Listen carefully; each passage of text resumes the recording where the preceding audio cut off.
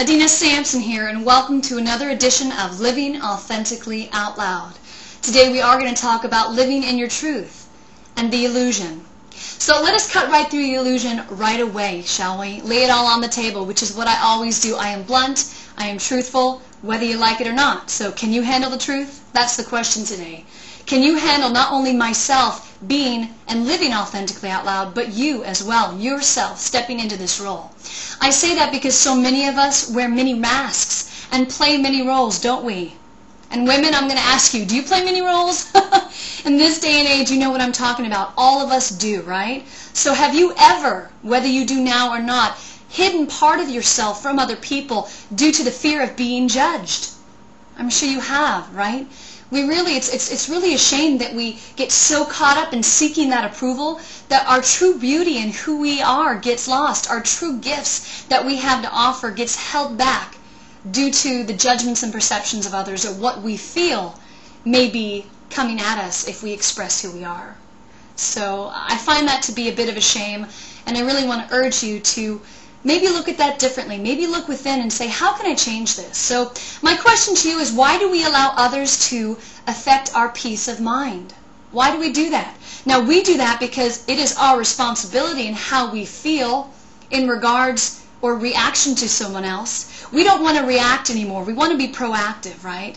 So why is it that we care so much about what other people think, okay? And why does that affect our peace of mind? Believe me, I understand. I've been there.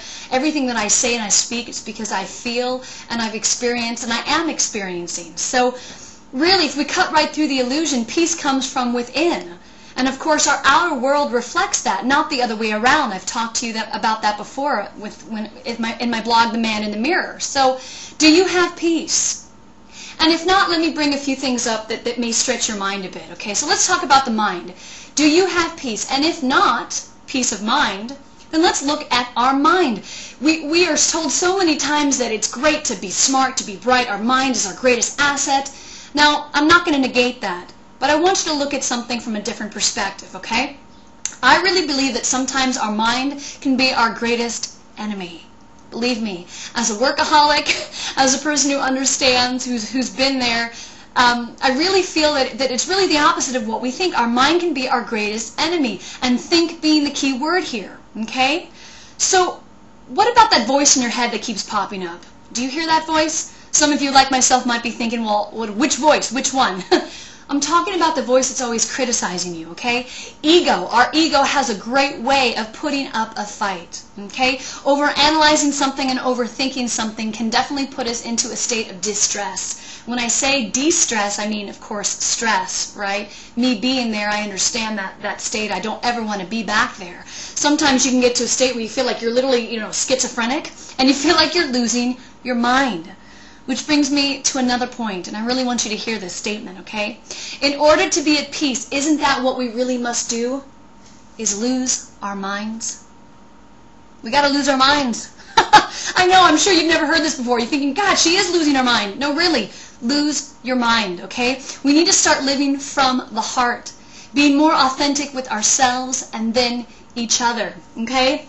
A study shows that 60 to 65% of the heart cells are actually neural cells, identical to those in the brain, which indicates that the heart is a major center of intelligence in human beings, which is so true.